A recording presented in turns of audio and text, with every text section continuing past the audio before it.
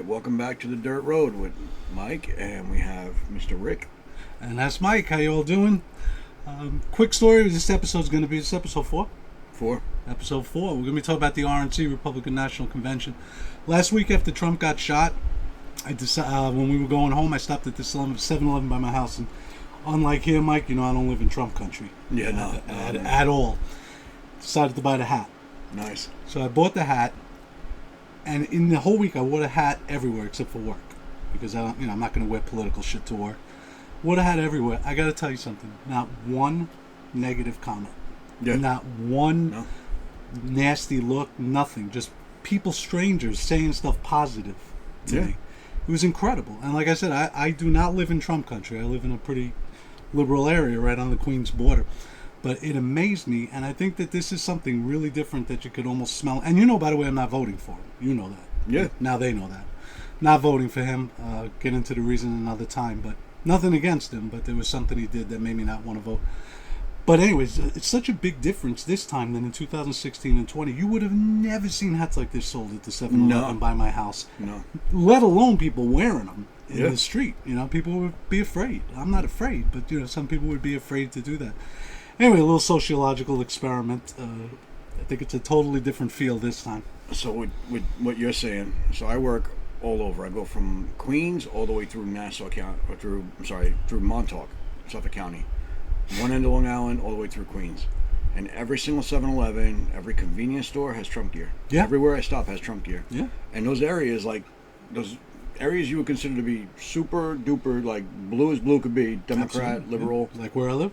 Yep, I'm seeing Trump flags, Trump banners, people wearing Trump gear, Montauk.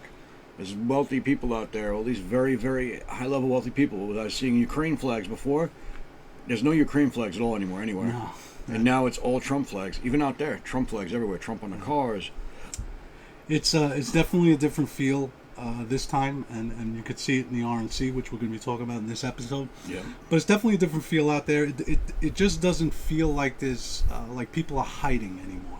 No. I think people are much more open about it, and we'll see what happens at the polls, obviously in November. But it's definitely a different feel, and I was completely shocked that I haven't gotten one negative comment, not one harsh look, nothing. Just a few random people giving me a positive comment about the hat. So it was just a little experiment, but again, not voting for him. I know. Anyway, we'll change his mind before November, guys. Don't worry about it. I highly doubt it. We'll be voting for Bobby Kennedy. That's my candidate. Maybe we could do an episode one day about the candidates when and if we find out who the hell's running on the Democrat side. If it's going to be weekend at Bernie's again with I think they're going to rip that guy out of that seat. Yeah, well, I mean, they're Julius Caesaring this guy bad. Oh, yeah, they're going they hard are on him. stabbing him in the fucking back. I almost feel bad for him. I mean, this guy's been a loyal Democrat for a half a century, and I can't. He's a pervy, kid-sniffing, shower with my daughter weirdo. I feel like you get what you deserve in life, and he's not even remotely started to get what he's deserved. Well, just like with Julius Caesar, once that first knife goes in, the other ones are a lot easier. Well, that's that group thing, right? When someone breaks the seal and the rest of them get their courage up. Courage is contagious. And that's what's happening now with him. Well, same thing with Trump, right? Courage is contagious. One person said, I'm wearing my Trump gear, and now all of a sudden it sparked this whole movement where everybody's wearing it. Yeah, and it goes in reverse too. But that was the difference between this convention and if you remember in 2016 with Ted Cruz coming out with that, not even endorsing him at the convention and giving a kind of nasty speech. You can't say I blame him. Trump said his wife looks like a horse. What was it? Something? I don't know. Something. I think he did. Something about his wife. He's kind of reckless with that. He is. And that his father killed Kennedy. I don't remember. Some sort of shit like that. But totally different convention. I do think the Democratic convention is going to be a lot more interesting though, because that's going to be the first convention in decades where you don't know who it's going to be going in. Most likely, Yeah. The Democrat convention is going to be interesting. I'm definitely curious to see who they actually push. You can't dump Kamala, right? She's the DAI hire of the century. You can't get rid of her. You got to keep her on a ticket. Plus, there's $100 million in donor money tied to her campaign that they need. Well, they have some candidates. I mean, if they were smart, I don't know if you're familiar with the governor of Maryland, Wes Moore. Yeah, I've heard of him. Yeah, I mean, he's an African American. That would check that box. But he's a brilliant man. Good. Good talker, good politician. Like I said, brilliant already. Very smart, Rhodes Scholar, veteran. I mean, he checks a lot of boxes. He could be tough if they nominate him. There was a good book he wrote too. I read a few years back called The Other Westmore. It was about a kid with the same name as him, both growing up in the same area, and just how life took them in different directions. The other Westmore was arrested for murder and is spending the rest of his life in jail. Yeah. This Westmore became ultimately the Maryland governor, but that was after his book was written. But anyway, interesting. We'll see who they pick, but it should be really interesting seeing the delegates actually picking somebody for the first time in a long, long time, rather than it just being a coronation. But what'd you think of the Republican National Convention? Okay, best part of that by far, the hoaxer. Gotta say, he ripped off his shirt. That was the best. All little hoaxers are gonna vote for Trump. Yeah. No, that was epic. That was actually pretty cool. It was. It was a completely different feel. Yeah. That was a completely different RNC. I mean, once they got rid of Romney's little minion niece there, you knew it was going to be better. It was going to be different because they're going to actually focus on actually winning races and not just establishment causes and like the stupidity the establishment likes to get into. And it has. It's been dramatically different. And then the RNC was just like that showcase of it. Trump's speech was great. I know the media's saying, oh, it was too long. It was a little long. Listen, the guy almost got his head blown off less than a week before he Give him gave the that benefit of speech. the doubt. Speak on, dude. You know what I mean? Take your time. Absolutely. As someone who's actually had a bullet snap past his head more than one time, a few times because I pissed off Lauren, which I probably deserved that, but no. Seriously though, since I've actually had that happen. I've had bullets close enough to part my hair. I've had a bullet close enough where I felt it burn my ear as it went by, more than once.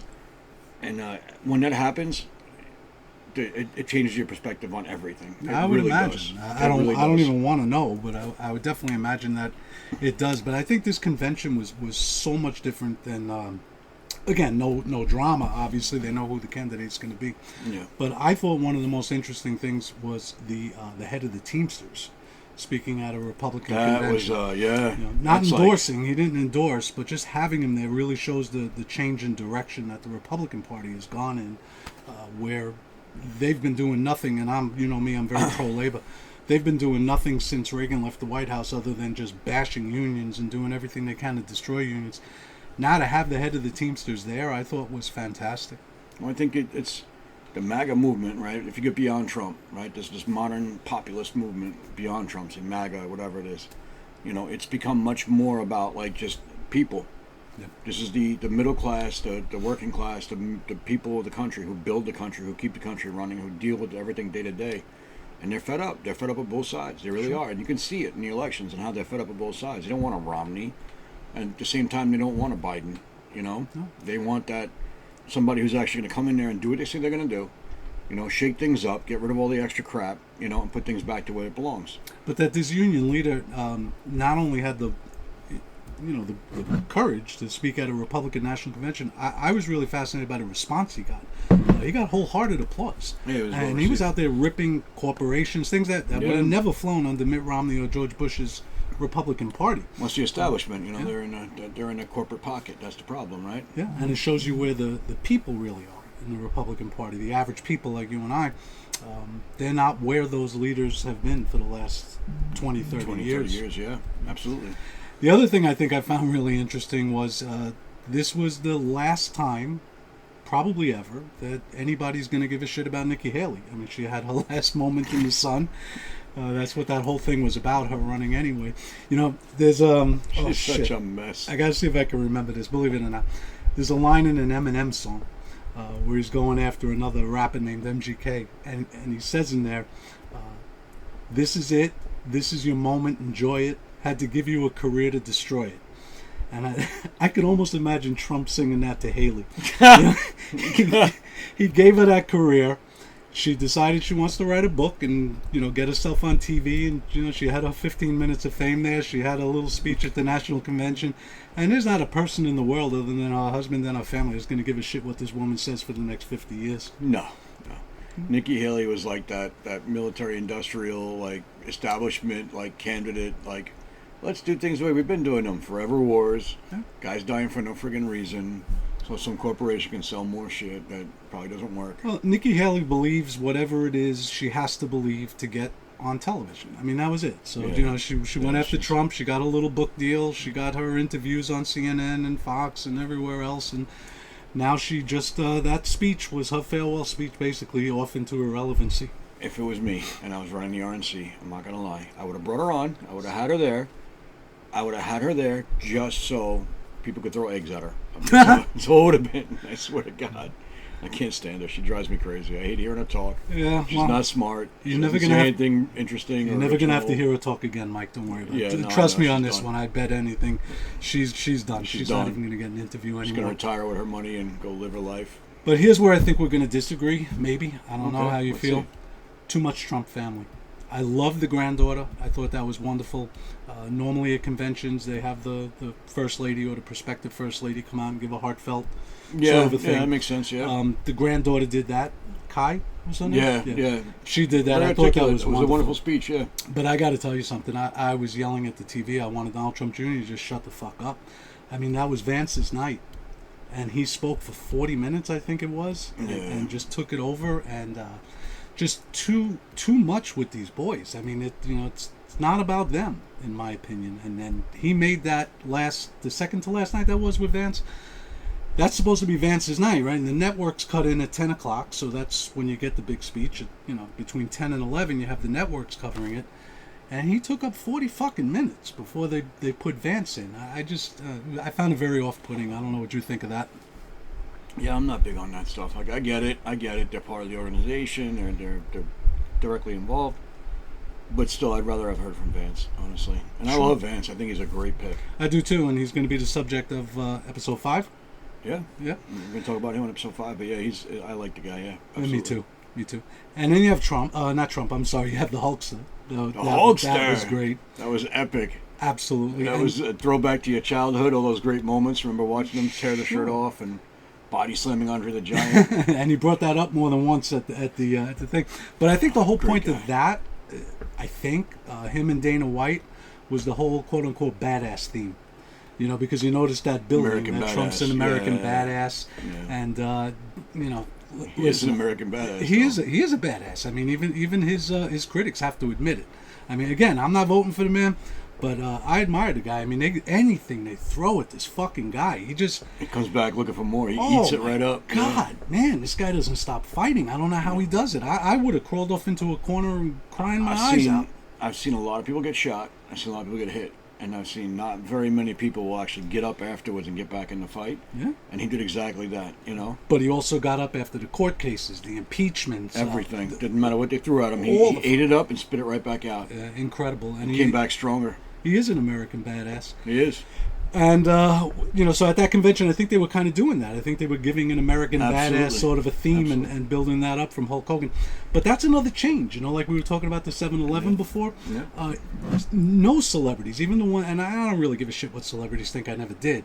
But I just found it interesting that now you do have celebrities. You have a couple of rappers even. Mark Zuckerberg, in an interview on a podcast, called him a badass. Yeah, it was a badass moment. So listen to me, and we all know Mark Zuckerberg's farther left than probably anybody. But, the guy was able to honestly say, I'll give him credit, man. He came out and he said it honestly. And Trump has become like a phenom now, right? He's a juggernaut now. That assassination attempt made him a complete juggernaut. That was the last spin he needed to go to that supersonic level to now where it's just unstoppable. Yeah, it was definitely a tipping point, and you see a big change now. It's also a little bit harder for the other side now to continue with this threat to democracy bullshit, because I got to tell you something. All these well wishes and all of this stuff from Biden on down, and we hope you recover soon.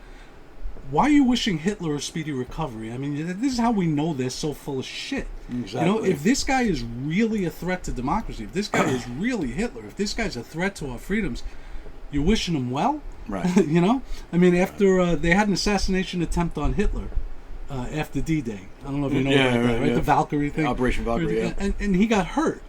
Yep. I highly doubt FDR wired him, wishing him a speedy You didn't recovery. send some flowers and get well card? No, you don't think so? I don't think so. But all these people with their phony, I hate Trump sort of stuff, and he's a threat, and why are you wishing him well if he's such a threat? That's just it. But we all know it's all rhetoric, right? But what I found amazing was even after this, right? This is like that one moment where maybe even as a journalist, no matter which side you're on, how partisan you are, maybe you step back from the plate and just say, listen, this should not have happened. It's wrong. Of course. Instead, you had some CNN and MSNBC hosts that came out and were trying to blame Trump for this hateful rhetoric. And I'm like, this is the guy talking about American greatness, bringing jobs back, taking care of American people, helping people, and putting things where they should be. Following the Constitution. How is he the threat to democracy? How is he the Hitler? When we have the other side that forced mandates on people that were illegal, That's true. you know, spied on people illegally, hundreds of thousands of times at the minimum, stole how much money, opened the borders and let in a tremendous amount of criminal illegal aliens to create like a havoc in the cities basically and across the country. Like when I look at threat to democracy, I'm looking at the current regime and I'm like, yeah, no, that's the real threat right there. This disaster of a regime that's completely destroying America from within. Well, I think it even goes further than that. I mean, the real threat, the power of the presidency has been growing and growing and growing since, for the last 100 years. Yeah. Well beyond whatever it was intended to be at this point. You had a little bit of a regression after Watergate in Vietnam, and you had Congress taking a little bit of their And it took it back a little bit. authority Right, back, yeah. with the War Powers Act and so forth. But Sure. as soon as George W. Bush became president, It went right back and to, this is in writing. I mean, this is you can go back and you can read this. Yeah. Donald Rumsfeld, Dick Cheney, those guys, they hated how Ford ceded a little bit of presidential Yeah, no, authority, and they 100%. wanted it back the whole time. And 9/11 was their excuse to do it. And that's why it's not a Republican or Democratic thing. I mean, this is the power of the presidency and the bureaucratic state. That's the threat to democracy. 100%.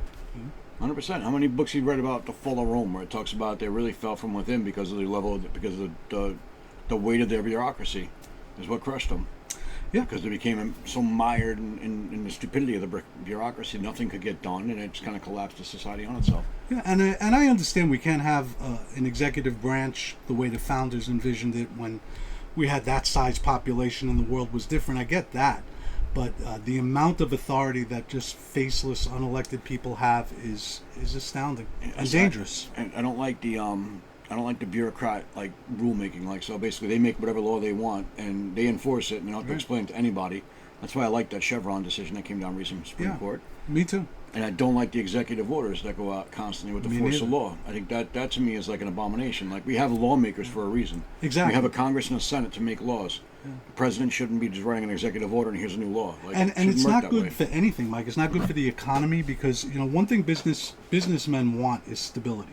Of course. They don't give a shit Republican or Democrat. They don't They care. want They could buy a either stable one. economy so they can conduct Right. business and make their money. But Absolutely. if things are going to change drastically every 4 years with these executive orders, you just seesaw back and forth. yeah, and you can't have that. You can't have that foreign policy wise. Right.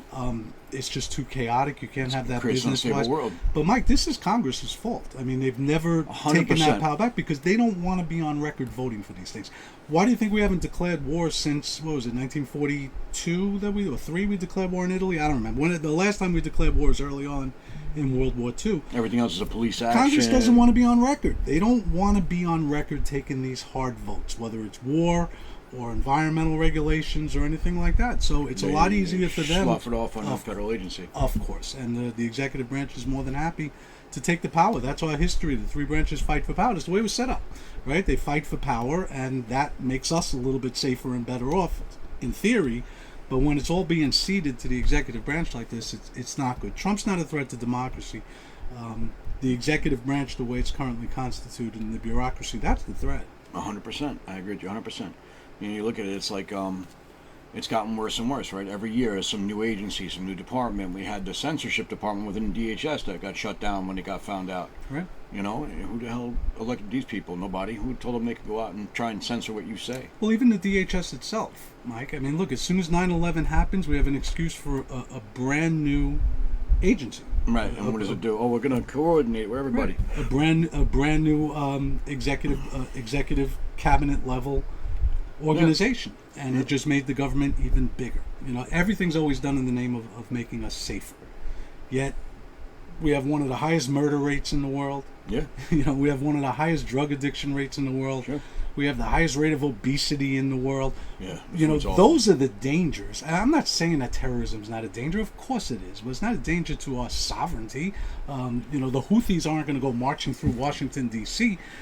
I get that, but Make it easy if they did, but yeah, that's not going to happen. But everything is always about, supposedly, our safety. But what they do each time is just chip away and chip away and chip away and chip away at our I think rights. it's been, you have the revolving door bureaucracy, right? So like the FDA, right? FDA, Food Drug Administration, They're determining what can be in foods and what the safe levels of this are, that are, whatever.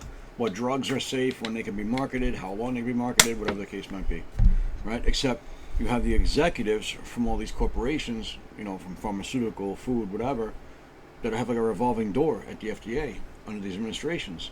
So they're leaving their corporate job, going to the FDA, or they're leaving the FDA, going to this corporation. So you basically have built-in lobbying revolving door going on. So what happens? You get Zantac, you get all these other drugs that hit the markets. Oh, they're great, they're safe, they're effective, they do all these great things. Millions of people take them, and then 5-10 years later, it's like, did you take Zantac? You might be eligible to get on this lawsuit because now you've got cancer. Yeah. And that's happened way too often because they're not doing their job properly.